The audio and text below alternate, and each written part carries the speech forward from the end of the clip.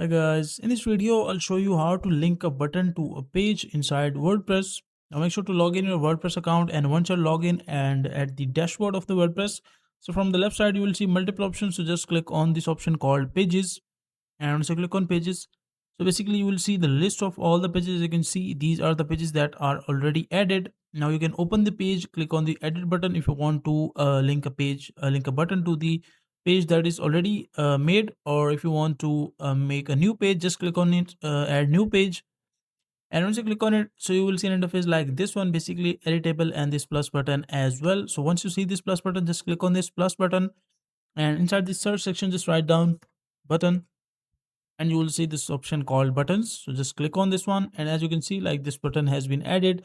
Inside this button you can just write down the text that you want to add. Let's say I want to add learn more or any other text, that is your choice. And as you can see, this is basically the link option. Just click on the link, and you can say you can add the link, whatever link you want to add. Let's say I want to add google.com and link it.